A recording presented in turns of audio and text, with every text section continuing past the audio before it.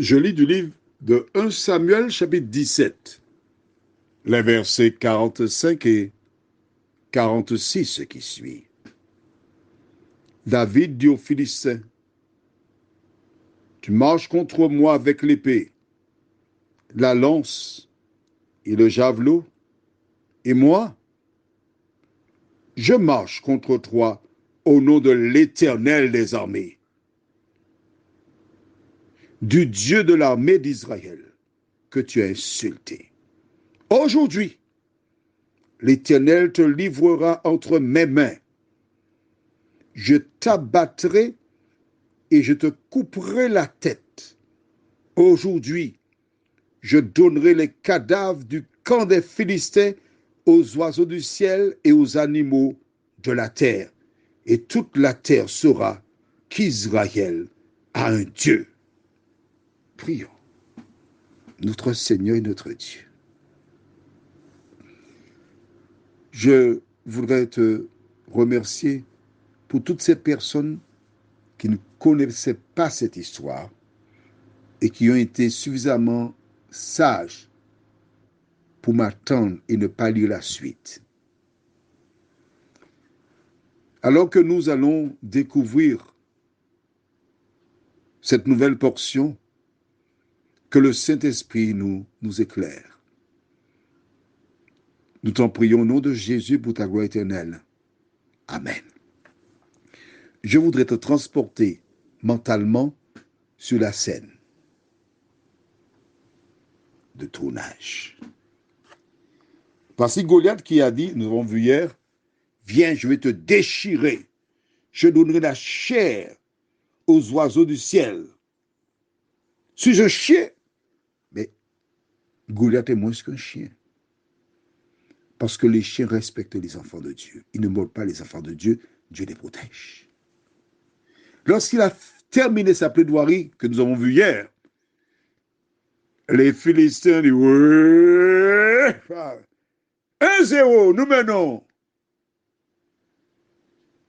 Quand David fit sa déclaration, les enfants d'Israël timidement dit, ouais, un but partout. Ah. La guerre est bien entamée. Mais note bien, Goliath, quand il s'adresse à David, il dit au verset 43. Non, on va lire la fin du verset 44. Viens vers moi et je donnerai ta chair aux oiseaux du ciel et aux bêtes des champs. Je. Que dit David? David dit, lui, tu marches contre moi avec l'épée, la lance et le javelot. Et moi, je marche contre toi au nom de l'Éternel des armées, du Dieu de l'armée d'Israël que tu as insulté. Es-tu conscient de cela? Goliath n'a pas insulté les Israélites en disant vous êtes des esclaves de Saül, non? Il a insulté l'Éternel lui-même.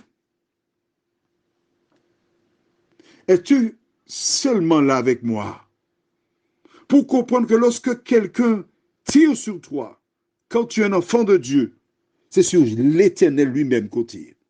Alors écoute-moi bien. Si tu tires sur un chrétien, fais attention. C'est sur Dieu que tu tires. Voilà ce que David déclara. Plus tard, Jésus dira, toutes les fois que vous faites cela un plus petit, c'est à moi que vous l'avez fait. Tu vois une différence entre l'Ancien et le Nouveau Testament? Moi, je ne trouve pas. Et au nom de l'Éternel, il déclara à Goliath, aujourd'hui, je vais couper ta tête.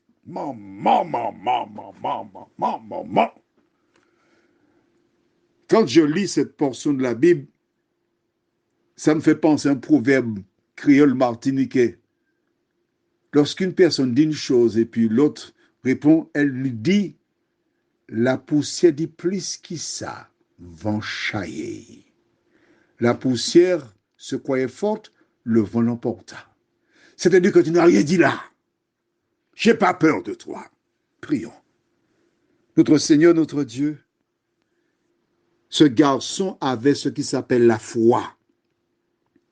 Nous découvrons une fois de plus que la foi existait avant la venue de Jésus. La foi existait depuis le moment où les hommes faisaient des sacrifices. Depuis le moment où Ève et Adam ont accepté le projet de Dieu. Seigneur, donne-nous une foi inébranlable. Alors que des gens veulent nous imposer leur projet, veulent nous imposer leur vaccin, Seigneur. Aide-nous à avoir la foi en toi, à nous rappeler que même si Goliath était posant, l'Éternel est tout-puissant. Merci, Seigneur, d'être là pour nous. Merci de nous fortifier, de nous diriger. Au nom de Jésus et pour ta gloire éternelle. Amen. Je te souhaite une bonne journée.